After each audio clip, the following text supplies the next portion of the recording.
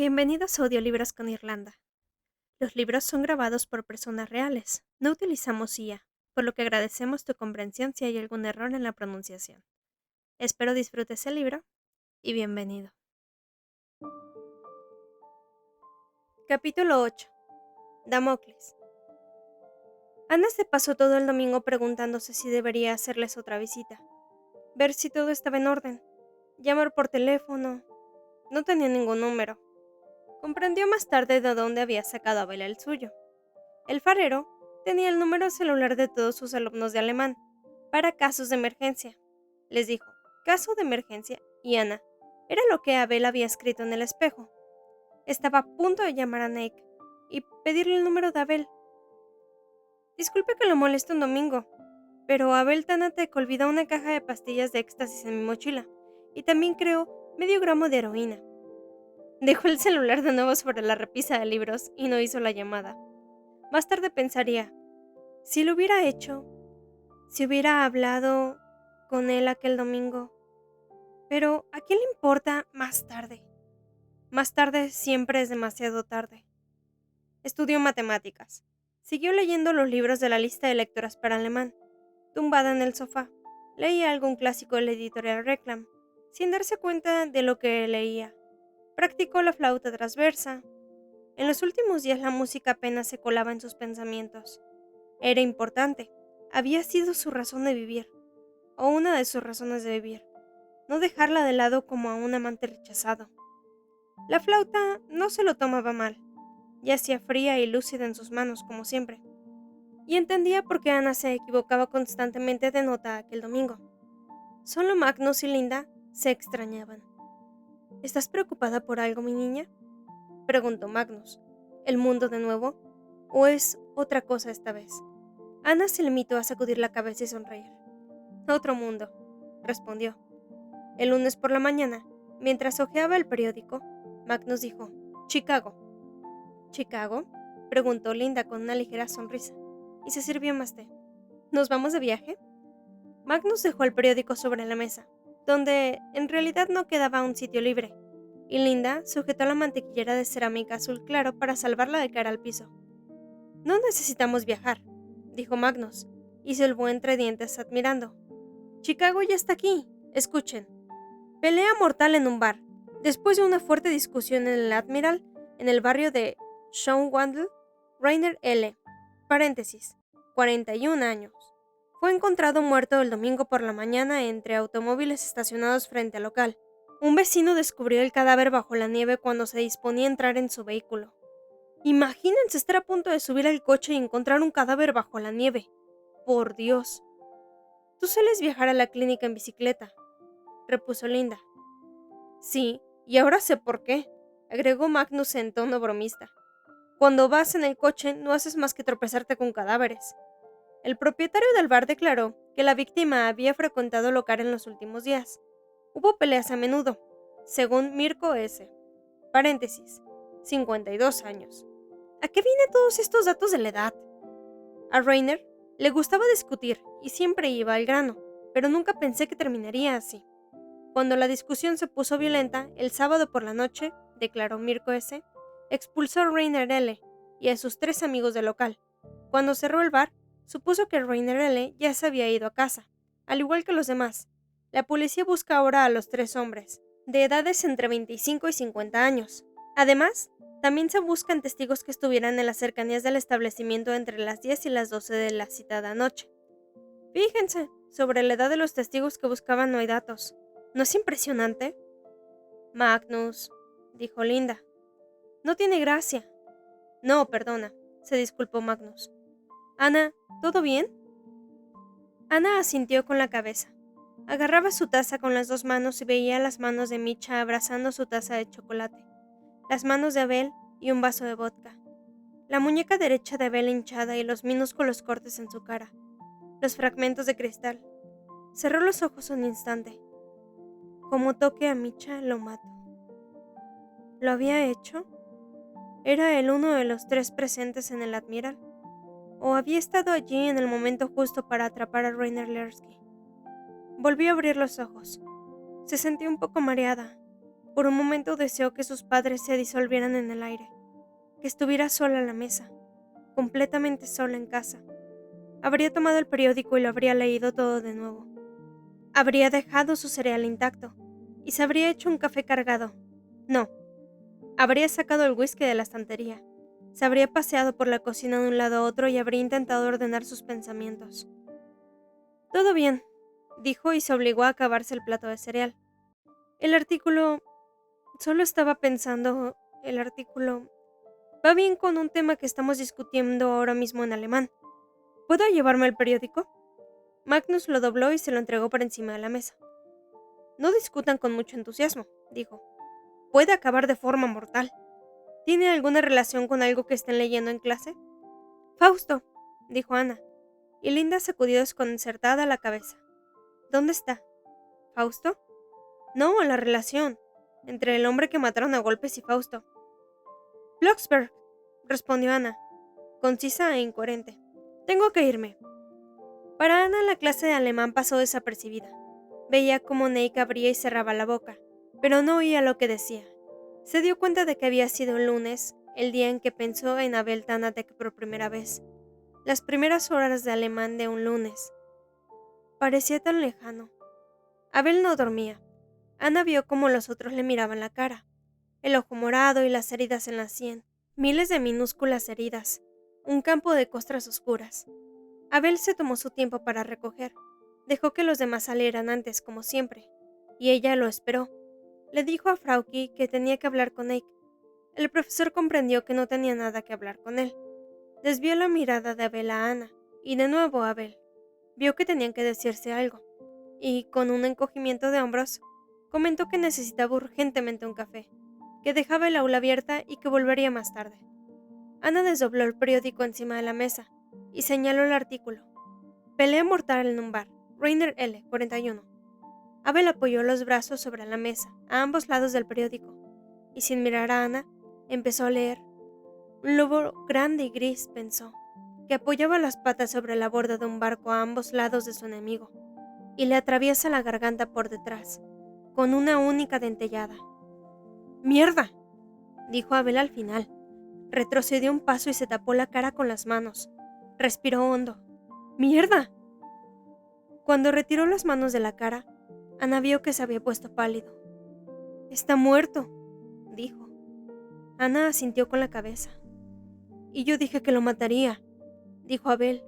Ana volvió a sentir. «Lo habría hecho», continuó Abel en voz baja. «Lo habría hecho si hubiera regresado». ¿No regresó? No. Abel sacudió la cabeza. Fue hasta la ventana. Paseó la mirada por el patio de la escuela, donde la nieve caía en silencio. Ana miró también por la ventana. Alumnos de quinto envueltos en prendas de colores formaban con sus botas un tobogán para trineos. Un grupito de mayores fumaban junto al estacionamiento de bicicletas. Ana vio a Gita. Las luces del aula no estaban encendidas. Eran invisibles allá arriba. Una torre de papel de periódico. «Yo no estuve allí», dijo Abel. «Ojalá pudiera sentirme aliviado. Ya no volverá nunca. Pero no estuve allí». ¿En el Admiral? Abel asintió con la cabeza. No hizo la pregunta que debía hacer. ¿Me crees? «Te vendría bien tener una coartada», dijo Ana. «Yo me fui de su departamento el sábado hacia la medianoche». «No», susurró Abel, y se dio la vuelta. «No lo hiciste». «Sí», insistió Ana. «Me acuerdo perfectamente de que miré la hoja cuando llegué a casa, y pensé que ya eran las 12:30. Si mis padres piensan que llegué antes, pues se lo están imaginando». Abel sacudió la cabeza despacio. «No», repitió. «No, esto es problema mío». Y entonces hizo algo completamente inesperado. La trajo hacia sí y la abrazó por un instante con tanta fuerza que a Ana le pareció sentir cada uno de los huesos de Abel, y en algún lugar entre ellos los latidos del corazón rápidos y nerviosos, angustiados. La soltó antes de que ella pudiera responder al abrazo, antes de que se convirtiera en un abrazo. La dejó allí y huyó de la torre de papel de periódico. Ana hizo una bola con el periódico y lo tiró a la papelera. Cuando Linda llegó a casa aquella tarde, encontró a Ana completamente sola en el jardín, sentada en una silla plegable en medio de la nieve, observando a los pájaros. Llevaba puesto su abrigo de invierno, pero ningún gorro, y en sus cabellos oscuros había quedado atrapados cristales de nieve blancos, empujados por el viento desde el tejado. A mediodía había dejado de nevar. El mundo estaba en silencio, excepto el ruido de los pájaros en los rosales. Linda se detuvo en la puerta y contempló a su hija. Estaba tan inmóvil como una estatua, una obra de arte de alguien que hubiera colocado en el jardín. Una fuente de pájaros tal vez, una fuente para pájaros con forma de niña. Se acercó a ella y le puso una mano sobre el hombro. La estatua se asustó y los petirrojos huyeron volando. ¿Llevas mucho tiempo aquí sentada?, preguntó Linda. No sé, dijo Ana, y alzó la mirada. Tenía los labios azules de frío. También en sus cejas había cristales de nieve. Entra, le pidió Linda. Ella no ordenaba, ella pedía. Tómate un café conmigo. Cuéntame si quieres. Cuéntame qué pasó. Nada, respondió Ana. En realidad no pasó nada. Solo estoy pensando en lo de esta mañana. Chicago. En el hombre que mataron a golpes. Me pregunto, ¿cuánta rabia se necesita para matar a un hombre a golpes? Y si se puede hacer con los puños o si basta con un puño si el otro está inutilizable. Me pregunto cómo muere una persona como esa. Quiero decir, aunque quizás se lo mereciera. Se levantó y siguió a Linda al interior de la casa. Linda le quitó con cuidado el abrigo. Estás helada, dijo. Ana, el hombre no murió a consecuencia de la pelea, aunque eso dijera el periódico. No debería decirte esto. ¿Cómo? ¿Y de qué murió entonces? ¿Cómo sabes tú? Linda se dio la vuelta y preparó el agua para café. El marido de una compañera de trabajo es médico forense, explicó. Ella me lo acaba de contar. No sé por qué no lo dicen los medios. Tal vez la policía tiene sus razones para guardar silencio. Pero fue una muerte instantánea, ¿sabes? Le dispararon. Ana agarró a su madre por el brazo y notó la sorpresa en sus ojos de Linda. ¿Le dispararon? ¿Estás segura? Linda asintió. Por la espalda, me dijo. Un disparo por la espalda en la nuca. Seguro que murió al momento. Yo solo quería que lo supieras. Ana miró el reloj. ¡Ay, no! Olvidé que le prometí a Gita. Tengo que irme, dijo. Gracias por el café. Linda sacudió la cabeza al tiempo que Ana se ponía de nuevo el abrigo. Si ni siquiera lo hice todavía. Hazlo, respondió Ana. El tiempo es perfecto para una taza de café caliente. No tardaré mucho en volver. Sabía que Linda estaría junto a la ventana observándola mientras se deslizaba en una bicicleta por la nieve, que comenzaba a helarse. Siempre quiso tener un segundo hijo, pero no lo consiguió. Todos los embarazos, excepto el de Ana, se disolvieron en nada. Cada uno de los posibles niños habían retrocedido de la casi existencia a la no existencia, antes de que pudiera comprenderlo, pero lo suficientemente tarde como para sentir la pérdida. Linda tenía miedo por Ana. Desde sus primeros pasos había tenido miedo, y Ana lo sabía. Eso hacía las cosas difíciles. Su madre intentaba no mostrar su miedo, lo disimulaba, no controlaba a Ana, no hacía preguntas, no le daba órdenes. Fingía estar a gusto con la idea de que Ana quisiera irse a Inglaterra, de que quisiera estudiar fuera. Sin embargo, lo que realmente quería era meter a Ana en un bolsillo pequeño y acolchado, justo al lado de su corazón, donde estuviera segura y confortable y donde no le pudiera ocurrir nada malo. Como Abel con Micha, pensó Ana, y se sorprendió de aquella idea. Abel, eres igual que Linda.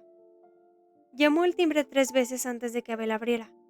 Llevaba una camiseta con un texto desteñido y tenía los cabellos completamente desordenados, más de lo habitual, como si hubiera estado durmiendo o se hubiera duchado y acabara de secarse el pelo. 2 de los minúsculos cortes justo al lado del ojo se habían abierto, y el ojo, húmedo de la sangre, brillaba. ¿Sabes disparar?, le preguntó Ana sin preámbulos. ¿Qué? No, respondió Abel. ¿Necesitas a alguien que sepa disparar? ¿Estás seguro de que no sabes? Insistió Ana. ¿Y tampoco tienes armas de fuego? No, repitió Abel. Ana pensó que él retrocedería a un paso para dejarla entrar, pero Abel dio un paso hacia adelante, al pasillo de la escalera. Entrecerró la puerta. Se estaba helando en aquella camiseta. Ana lo notó.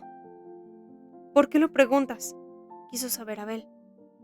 Si es verdad lo que dices, estás a salvo, dijo Ana. Le dispararon. A Rainer. Mi madre conoció a un médico forense. Le dispararon en la nuca. No fue una pelea. O no solo eso. Despacio, muy despacio, comenzó a extenderse algo así como una sonrisa en la expresión de Abel. Dios mío, dijo. Nunca me alegré tanto de que a alguien le dispararan. Estuvieron un rato mirándose en medio del frío pasillo, en silencio. Al cabo de unos segundos, la sonrisa desapareció del rostro de Abel. Pero yo no puedo demostrar que no sé disparar, dijo. ¿O sí? Es imposible demostrar que no sabes hacer algo. Ana casi se echó a reír. ¿Y por qué tendrías que demostrarlo? Pensarán que fui yo, susurró Abel.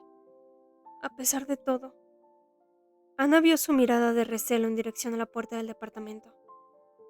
¿Micha? Preguntó. ¿No quieres que oiga lo que estamos diciendo? ¿No le has dicho todavía que su padre... Micha está en una excursión con su clase, dijo Abel con rudeza. Se cruzó los brazos delante del pecho, las manos por fuera, como si de ese modo pudiera evitar que el frío se colara en su interior. Sobre el brazo izquierdo brillaba un punto redondo enrojecido, algo así como una quemadura. Parecía reciente, parecía de cigarrillo. Abel vio su mirada y se cubrió la herida con la mano. Abel, comenzó a decir, ¿quieres que nos quedemos en el pasillo? Él negó con la cabeza. No, tú tienes que irte a casa. Este no es tu lugar. Te vas a resfriar. Dentro del departamento no hace tanto frío. Ana, dijo insistente, y en voz aún más baja que antes. Ahora no tengo tiempo. Volvió a alzar una mirada hacia el interior del departamento. Tienes visita, dijo Ana. Alguien a quien debo dinero, replicó Abel. ¿Te puedo...? Por favor, la interrumpió Abel. Vete, por favor. Por un instante, pareció que él también dudaba si volver a entrar al departamento o no, como si en realidad prefiriera quedarse en el pasillo. Sin embargo, al final se alisó los desordenados cabellos con la mano y se dio la vuelta. La puerta del departamento se cerró con un suave clic a su espalda. Ana dio una patada contra la rueda de su bicicleta porque no tenía nada mejor que hacer para expresar su rabia. En la planta baja oyó gritos de niños. Ana estaba casi segura que la señora Kettou la estaba observando otra vez, pero le tenía absolutamente sin cuidado. ¿Quién estaba con Abel en el departamento? No es asunto mío, se dijo. No es para nada asunto mío. Me estoy entrometiendo y él nunca me pidió que lo hiciera. Abel tenía razón. Aquel no era su lugar. Pero entonces, ¿por qué la había abrazado después de Alemán en la torre de papel de periódico? Llevó la bicicleta hasta el pie de la calle Gulgeister. La empujó a lo largo del camino para bici solo para poder continuar dando patadas a todo lo que se presentara para ello. No se subió a la bici hasta el siguiente semáforo. Sentada sobre la bici con una mano apoyada en la corneta, que daba señales para ciegos. Clavó una mirada enemiga en los coches que pasaban volando frente a ella. De repente, otra mano se apoyó en la suya. Se dio la vuelta sobresaltada. ¡Bertley! Estaba montado en su bicicleta junto a su lado, manteniendo el equilibrio únicamente con la mano apoyada sobre la suya. Así que no iba a todas partes con el coche de sus padres. Sonreía. Los lentes se habían resbalado otra vez sobre la nariz. Fíjate dónde te encuentro, le dijo. ¿Vienes a clases de flauta? Ana lo miró con los ojos entrecerrados. ¿Y de dónde vienes tú? La respuesta de Bertley fue tan inexistente como la de ella. Si te pregunto algo que no es asunto mío, empezó a decir Bertley. No obtendrás respuesta, dijo Ana, y retiró la mano de la corneta haciendo que Bertley casi perdiera el equilibrio. La luz se puso en verde, y los dos empezaron a pedalear. Me estás espiando, dijo Ana, ¿verdad? ¿Estás haciendo algo que debe espiar? O a lo mejor solo estoy cuidando de que no hagas tonterías. Bertley Hammingham, déjame tranquila, le respondió Ana. No necesito que me cuiden. Ah, sí que lo necesitas, más de lo que crees. Y entonces, pedaleó con fuerza y la dejó atrás. Estaba en mejor forma de lo que ella había creído. Una espada de Damocles colgaba sobre los días que siguieron. Ana intentó seguir enojada, como lo estuvo cuando dio una patada a su bicicleta. No lo consiguió.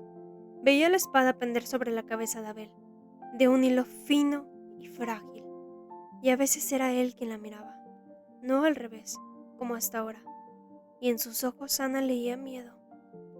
Pensarán que fui yo. Es imposible demostrar que no sabes hacer algo. Ya no se dormía en clase. Quizá había dejado de salir por las noches porque pensaba que eso lo haría más sospechoso.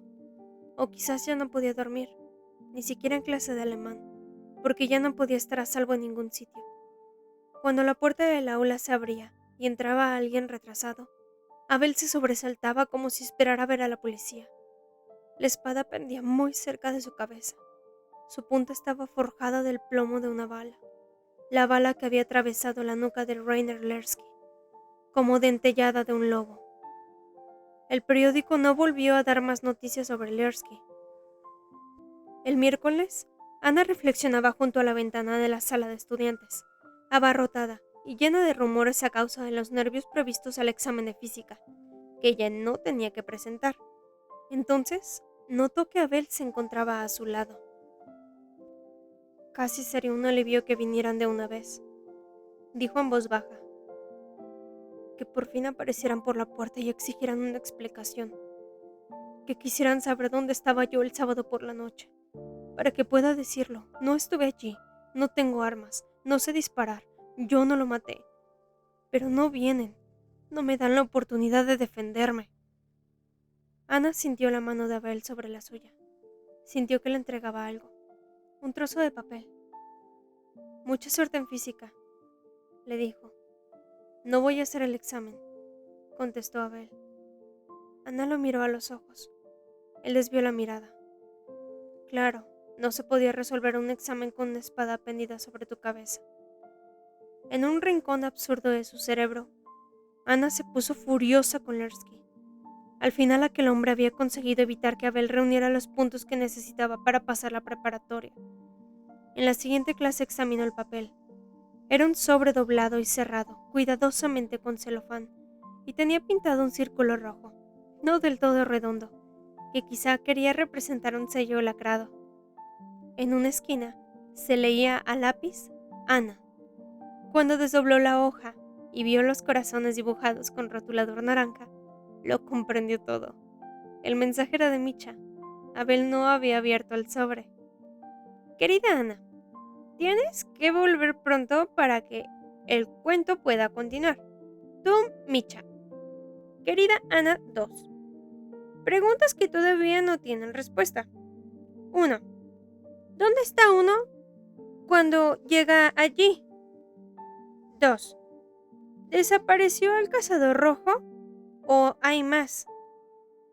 Y 3. ¿Puedes hacer que Abel no tenga más miedo? Querida Ana, tu Micha. Ana tomó un bolígrafo para escribir una respuesta a la nota. Querida Micha, escribió, pero no supo cómo continuar. No podía contestar a ninguna de las preguntas de Micha. El viernes, después de clases, Ana estacionó su bicicleta en el mercado y paseó sin rumbo por la zona comercial. Sus piernas la querían llevar a la dirección al comedor universitario, pero ella no lo permitió. Las obligó a tomar la dirección contraria. Se obligó a sí misma a hacer como que miraba a escaparates, como si buscara algo, como si tuviera una razón para estar allí. No la tenía. No quería ir a casa. En la playa, a donde solía ir en este tipo de ocasiones, yacían demasiados pensamientos sobre la arena frente al mar helado.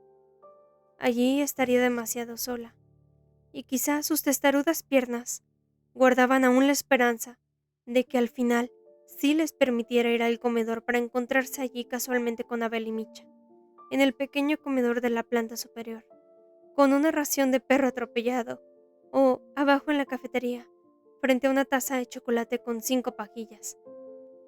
Detrás del ayuntamiento, pasó por el nevado mercado de pescado, donde hacía ya mucho tiempo que se vendió el último pescado, y contempló a los niños que patinaban sobre el hielo, en la fuente cuadrada, entre las estatuas de metal de los pescadores. Pensó en que podría comprar una barra de chocolate en la tienda ecológica al otro lado de la plaza, solo por hacer algo que aparentara tener algún sentido.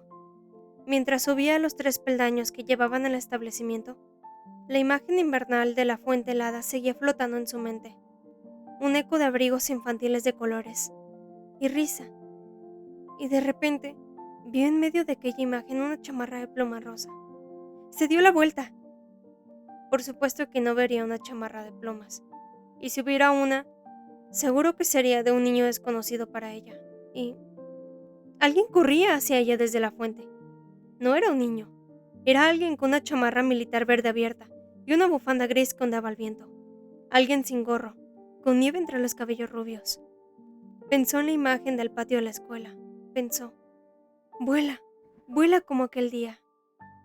Y entonces, él ya estaba junto a ella, y la llevó por los aires hasta el interior de la tienda ecológica, atravesando puerros medio congelados y luminosas calabazas anaranjadas. En algún punto, detrás de él, volvió a ver la mancha rosa en medio de los demás niños sobre el hielo. ¡Lo atraparon!, dijo Abel con la voz entrecortada. También tenía nieve sobre la chamarra, nieve en el suéter, nieve entre los dobleces de la bufanda gris, como si hubiera estado con los niños en el hielo, y se hubiera caído cuán largo era. Respiraba con dificultad, y sus ojos reían. La espada. La espada había desaparecido. ¿A quién?, preguntó Ana.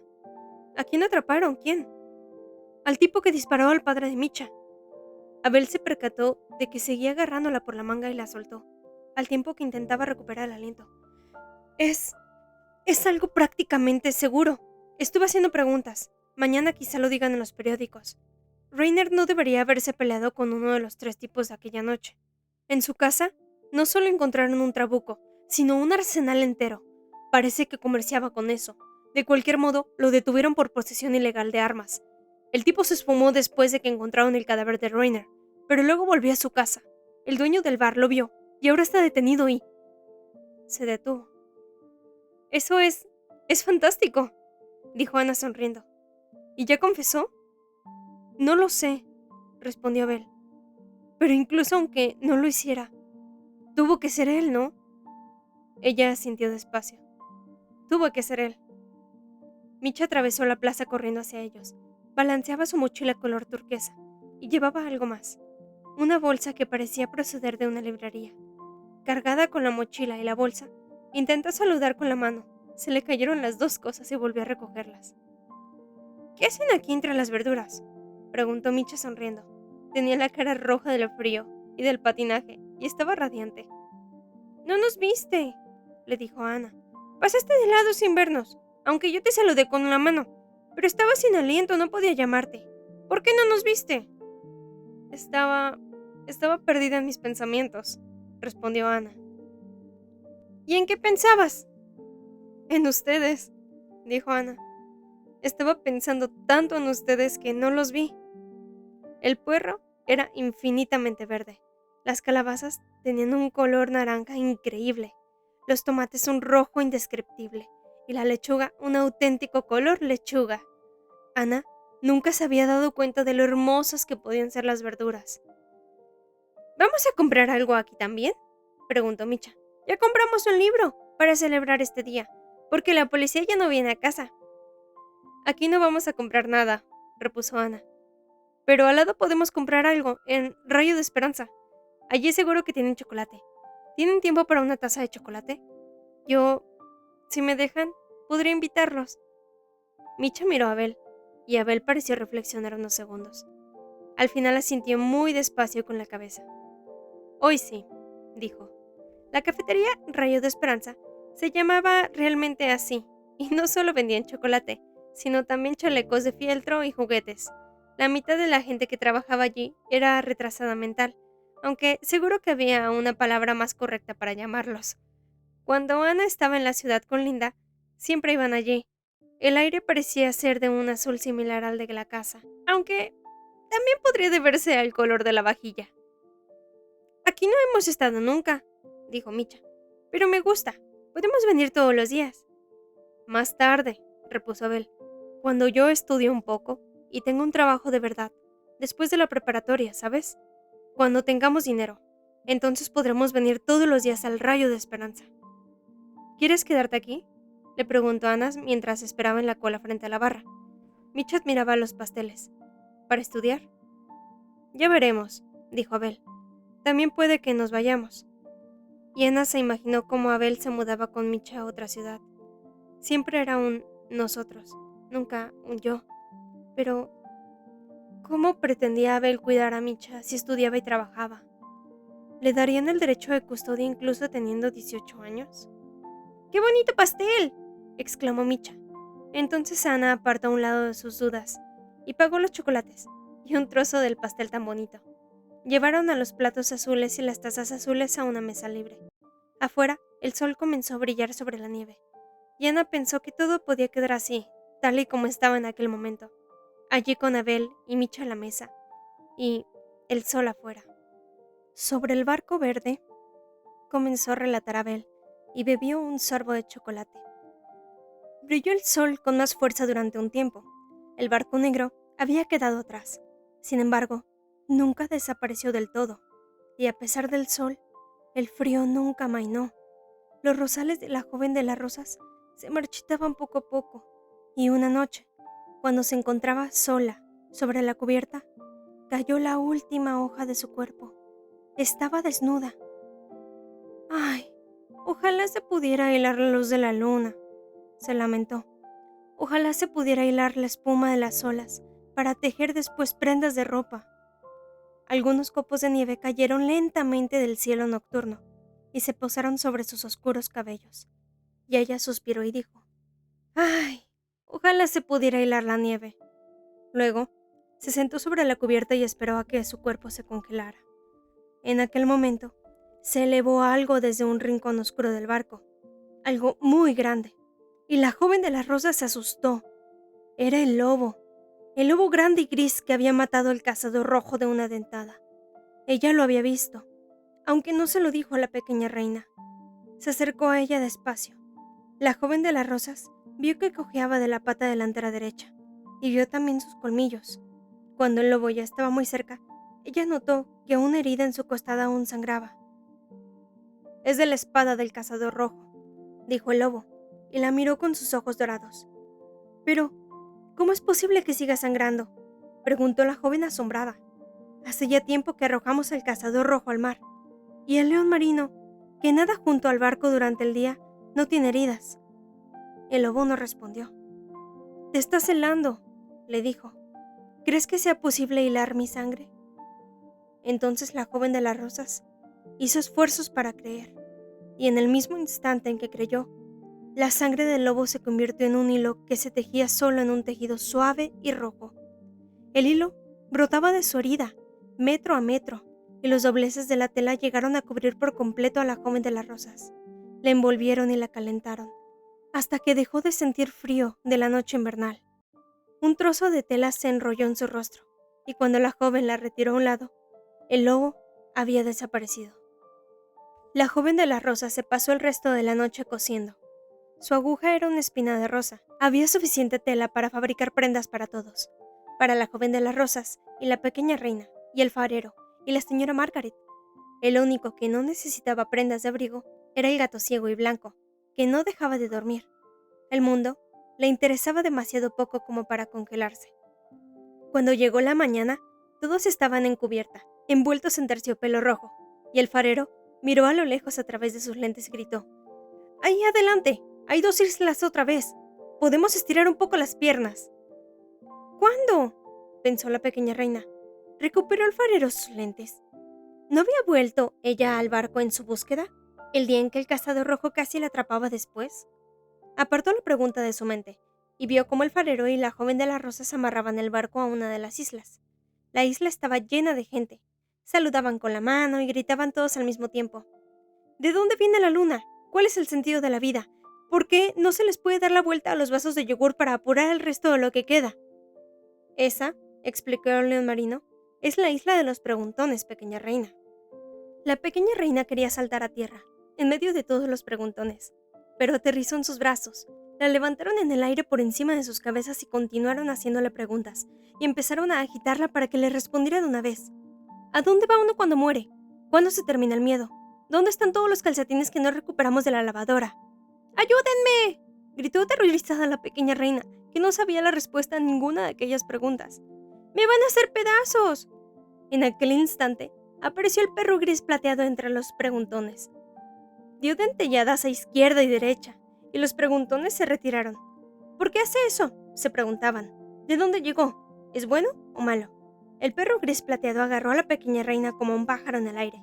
De repente, la reina estaba sentada sobre su espalda y él corría a través del pasillo de gente que se había abierto a mordiscos, de regreso a la orilla. Al cabo de un rato ya se encontraban a bordo. Sobre la isla, la masa de los preguntones seguía agitándose de un lado a otro. ¡Suelten amarras!, gritó el león marino desde las olas. ¡Rápido! ¡Demasiadas preguntas no son buenas! Y entonces, el barco se alejó de la orilla y se dirigió a la segunda isla. Tan solo uno de los preguntones consiguió alcanzar el barco de un salto audaz y subir por encima de la barandilla. ¿Me llevan con ustedes?, preguntó. ¿Viajan a tierra firme? ¿Qué aspecto tiene la tierra firme? ¡Cállate!, le dijo el gato blanco. ¿Cómo puede uno dormir con tantas preguntas? En la isla a la que se dirigían también había una multitud de personas en la orilla. Se podía distinguir que estaban gritando algo, pero las frases no llegaban hasta la isla de los preguntones. No me extrañaría nada, murmuró el farero, que aquella fuera la isla de los respondones. Cuando estaban justo en medio de las dos islas, el barco entró en un remolino de agua y giró un par de veces como un trompo, y todos cayeron por todas partes. Por fin, el farero consiguió retomar el rumbo a la segunda isla, y el león marino estiró la cabeza por encima de una ola. Este es el lugar donde todos los llamados caen al mar, dijo, porque no llegan a oídos de nadie. Vi las palabras bajo el agua, yacen por miles en el fondo del mar, naufragios de frases que nunca llegaron a puerto, respuestas de unos y preguntas de otros. ¡Qué triste!, se lamentó la pequeña reina. Un cementerio de palabras. Algunas se las comen los peces, continuó el león marino, y entonces reciben los nombres más extraños. Rorcual, aliblanco, pez luna, ángel eléctrica y celacanto. Espero que los respondientes nos dejen desembarcar, dijo la pequeña reina. Me gustaría pasar por su isla, aunque solo sea para sentir que todavía hay tierra. Sin embargo, también en la isla de los respondones había demasiada muchedumbre. Todos querían librarse de sus respuestas. ¡Las 7 en punto!, gritó uno de ellos. ¡Son 529,7! gritó otro. La joven de las rosas empujó el preguntón con suavidad. «Aquí puedes librarte de tus preguntas», le dijo. «¿Pero cómo voy a encontrar las preguntas adecuadas entre tantas respuestas?», sollozó el preguntón. Corrió al camarote y se escondió entre las pieles de oso polar. «Hacer el bien», contestó un respondón sin que nadie le hubiera preguntado. «Dejar 3 minutos bordeado. Después ha de reposar 10 minutos», respondió otro. «Mejor ni siquiera intentar desembarcar aquí», dijo el león marino. «Estiraremos las piernas cuando llegamos a tierra firme». Sin embargo, antes de que pudieran alejarse, uno de los respondones saltó a bordo. Fue derecho al camarote, donde se escondía el preguntón, y durante unos segundos oyeron volar preguntas y respuestas de un lado a otro. «Dice la verdad. El 13 de marzo. ¿Es malo o bueno? Bajo las hayas, donde crecen las anémonas en primavera». Y entonces, de un golpe, se abrió la puerta del camarote, y el preguntón y el respondón salieron absolutamente confundidos. Uno de los dos corrió a proa, y el otro a estribor. Allí, subieron por encima de la barandilla, y se colgaron hacia las olas como dos figuras de mascarón, para no volverse a encontrar nunca. El barco verde continuó su camino a tierra firme. Estuvieron un largo rato riéndose del preguntón y del respondón. Sin embargo, en algún momento se dieron la vuelta, y notaron que el barco negro estaba muy cerca. Tan cerca que podían distinguir 4 figuras oscuras en la proa. Entonces se les quitaron las ganas de reír. Abel clavó los ojos en su taza, removió el chocolate frío que quedaba en su interior y levantó la mirada hacia la ventana, como si sus pensamientos continuaran colgados de sus últimas frases. «¿Saben? Seguro que el farero tenía los lentes en el bolsillo», dijo Micha. «Le pasa a mucha gente. A mi profesora también le pasa. Todavía no es muy mayor, solo un poco. Tiene 30 años o algo así, pero ya tiene lentes y siempre los olvida por ahí. Por cierto, otra vez quería hablar con mamá, no sé para qué. Pero Abel, cuando el cazador rojo subió al barco, lo dejé entrar. Quiero decir, en la realidad, ¿verdad? Abel asintió con la cabeza. Lo dejaste entrar. Y ahora no puedo dejar entrar a nadie más, ¿verdad? Así es. Micha asintió satisfecha. ¿Ves? Pues eso es justo lo que hice, anunció triunfante. Ayer mismo. Olvidé contártelo. Abel se irguió un poco en su sitio y sus ojos regresaron de la lejanía a la mesa. ¿A quién no dejaste entrar, Micha? Preguntó mirándola a los ojos. Ni idea, replicó Micha. ¿No te dije que no lo dejé entrar? Pero ya estaba arriba. Habló a través de la puerta por la rendija. ¿Qué dijo? Preguntó Ana. Micha reflexionó unos segundos. Que era de una oficina, recordó. Lo dijo muy claro, como si yo estuviera sorda una y otra vez y que yo debía dejarlo entrar. Oficina de ayuda a algo, a un lugar. El circo... No, el zoo. Sí, era de una oficina que ayudaba a los zoos. ¿Y sabes? También quería hablar con mamá. Decía que era muy importante. Todos quieren hablar con mamá. Yo no dije nada. Estuve muy callada, como si no estuviera en casa. Lo hiciste muy bien, Micha, dijo Abel. Puede que dijera muy bajito, hola, al principio, murmuró Micha, y Ana se rió, a pesar de que no tenía en absoluto ganas de reír. Ficha de ayuda. Reflexionó Ana en voz alta. ¿Oficina de ayuda social? Eso es, exclamó Micha. Era la oficina de ayuda social. Abel levantó su taza de chocolate y se bebió el resto como el vodka de aquella noche. Luego se tapó la cara con las dos manos, igual que con la torre de papel de periódico, en el aula de Alemán 1, como si escapara a un espacio privado para sobreponerse. Cuando retiró las manos de la cara, llevaba algo así como una sonrisa sobre los labios, pero era una sonrisa muy forzada. El barco negro sigue ahí, dijo. Nunca afirmé otra cosa, pero hoy estamos de celebración, Micha, ¿o no? Se levantó y se puso la chamarra. Entonces vayamos de fiesta. Vamos a hacer algo especial, los tres. Se calló. Detrás de su sonrisa acechaba la sombra amenazante de un barco negro. Tengo que desorientar al barco, pensó Ana. Tengo que hacer que desaparezca antes de que se acerque demasiado. Ya sé lo que vamos a hacer, anunció y se levantó. Ella también. Vamos a ir a comer helado. Claro, solo si todavía tienen lugar en el estómago para un helado, después del chocolate. Lugar sí tengo, dijo Micha, que ya estaba rumbo a la salida. Hoy no almorzamos, pero ¿se puede comer helado en invierno? Un helado no es un almuerzo, dijo Abel. Deberíamos almorzar como es debido. Ay, déjalo, repuso Ana. Olvídate del educador por un día. Un helado es un almuerzo maravilloso cuando se está de celebración. Antes, cuando tenía tu edad, Micha, siempre íbamos a comer helado cuando celebrábamos algo, especialmente en invierno. Mi padre decía que en verano cualquiera puede comer helado, y entonces nos comprábamos un helado en la heladería italiana del mercado, e íbamos a pasear por la calle comercial y nos reíamos cuando la gente nos miraba raro.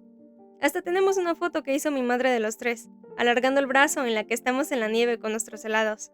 Y si nos entraba frío después del helado, nos calentábamos luego en casa delante de la Se interrumpió.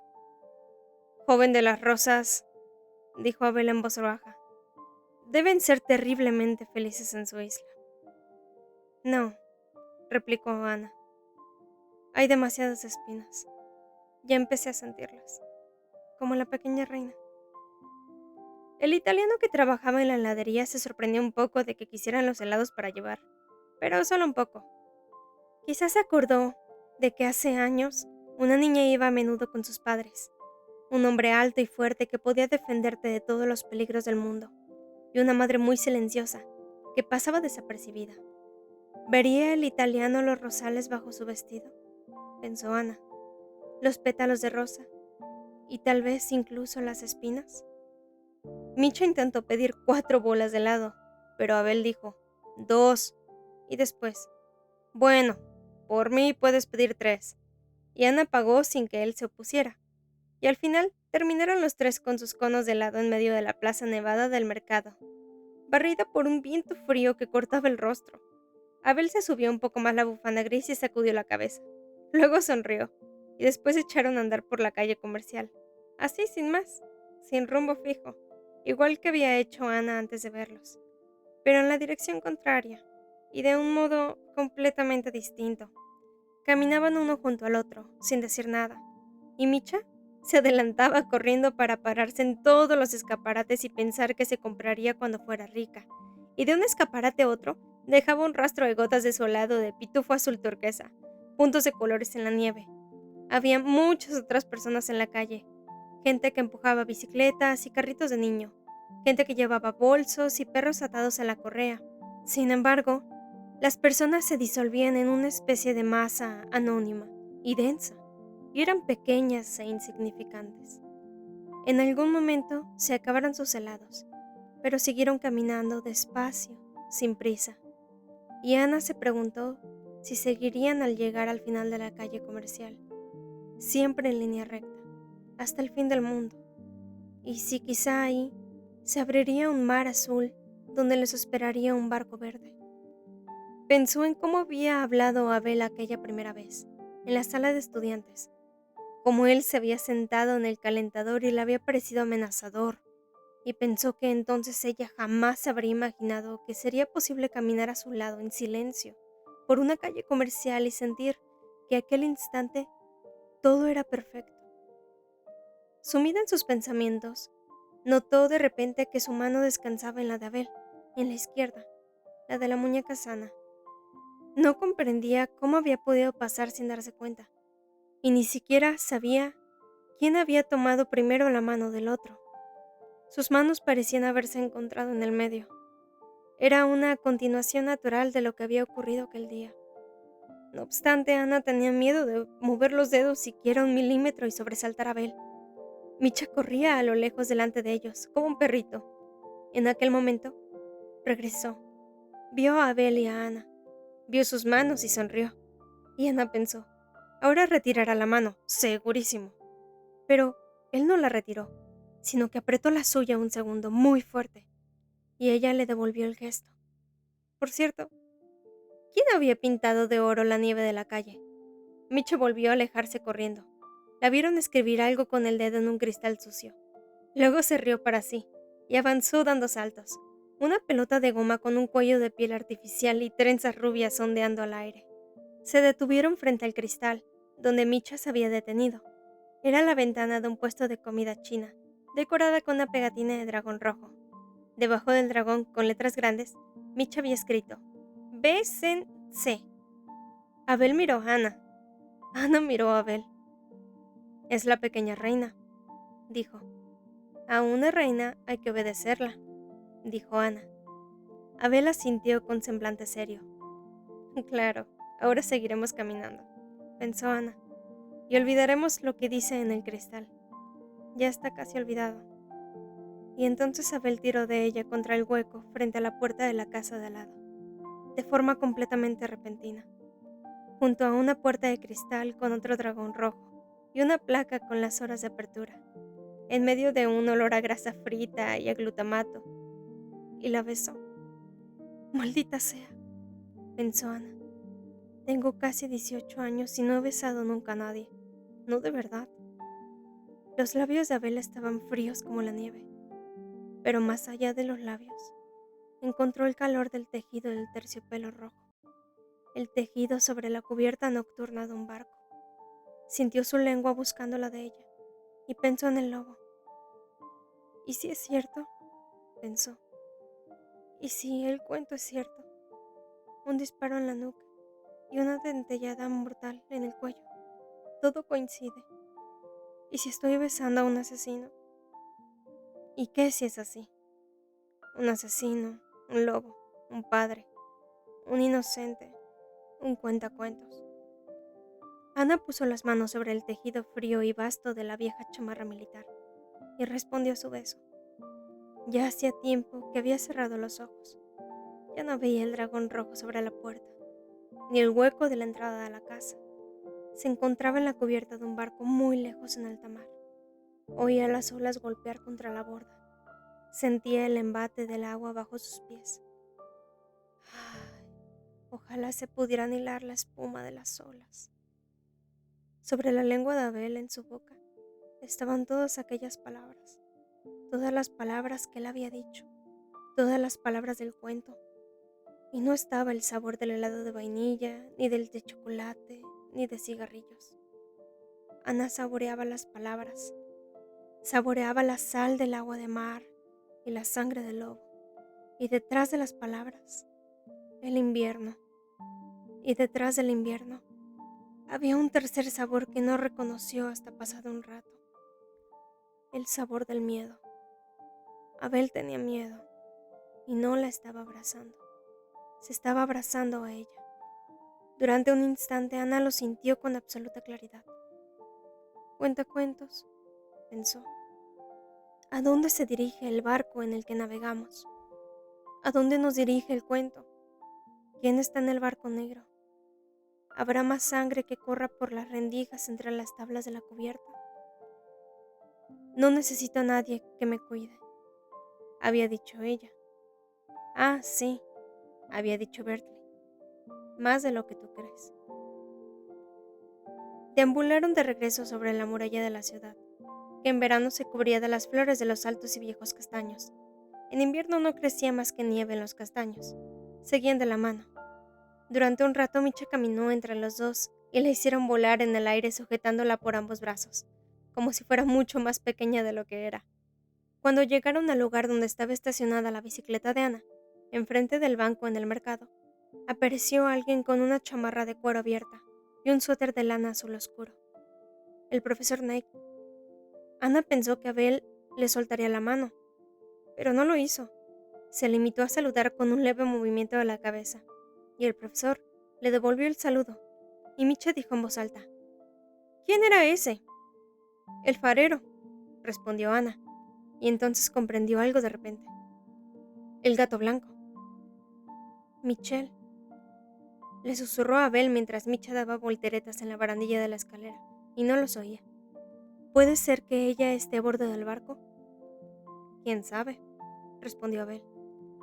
El gato blanco que no quiere saber nada del mundo y que pasa el tiempo durmiendo. ¿Volvió Abel? ¿Se puso en contacto con ustedes? Abel negó con la cabeza. No, solo se ha colado en el cuento de algún modo. No estaba segura de creerlo. Algo no encajaba bien en la historia de Michelle. Pensó de nuevo en cómo Abel no quiso dejarla entrar aquella tarde. ¿Escondía a Abel a su madre en su propia casa? ¿Pero esconderla de qué? ¿De quién? Abel soltó su mano. Es hora de volver a casa, dijo. Cuídate, joven de las rosas. Dijeron que aumentará el frío. Él los contempló largo rato, mientras pedaleaban en direcciones distintas, y recordó aquel día en que los vio juntos por primera vez, en el comedor de la universidad. Sonrió. Los contornos de sus cuerpos parecían irradiar luz, algo cursi, como envueltos en oro. ¿Cuánto tiempo hacía que no había en su propia vida historias con bordes dorados y radiantes? ¿Solo en la literatura? Demasiado tiempo. Recordaba una historia así, la última. Recordaba el olor de los cabellos, el olor embriagador del champú barato. Él le regaló a ella uno más caro, y después extrañó el olor del barato. Recordaba conversaciones sobre cosas que ella no entendía y que significaban demasiado para él. Recordaba música en discos rayados, bailes en una minúscula sala de estar, un sofá viejo y sueños que más tarde se harían pedazos. Dance me to the children who are asking to be born. Dance me through the curtains that our kisses have of torn. Raise a tin of shelter now, so everything is strong. Dance me to the end of love. Dance me to your beauty with a burning violin. Dance me through the pencil till I am guarded satisfying. Touch me with your naked hand, or touch me with your glove. Dance me to the end of love. Y durante un instante, Deseo volver a ser joven, más joven, solo un poco. Poder volver a hacer todo de nuevo. Fausto. Pero no, no. Nada de preguntas complicadas. Y luego, antes de que dejaran la plaza del mercado, Abel con Micha por una calle y Ana girando en otra, vio sus sombras. Al principio no las había notado, solo el brillo, lo dorado. Sin embargo, sus sombras eran largas y negras. Claro que se debía a que el sol estaba yo muy abajo. Claro que no significaba nada. De repente tuvo miedo. Miedo por los dos. Él no tenía hijos. No obstante, si los hubiera tenido, pensó, ahora serían tal vez de la misma edad. Y debería preocuparse por ellos. Y no podría dormir. Se movería en la cama de un lado a otro, les gritaría si volvieran demasiado tarde a casa. O quizá no. Quizá callaría y los perdería en silencio.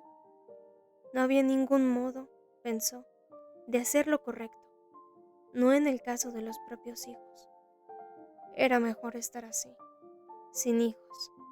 Abel y Ana no eran sus hijos, solo sus alumnos. Maldita sea. Y aún así, se llevó el miedo a casa. ¿Quién es ese? Es el farero. ¿El farero?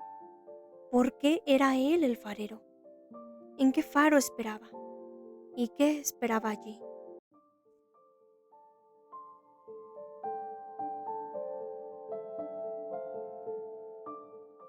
Si te ha gustado el video, puedes dejarnos un like y suscribirte para poder seguir trayéndote más audiolibros.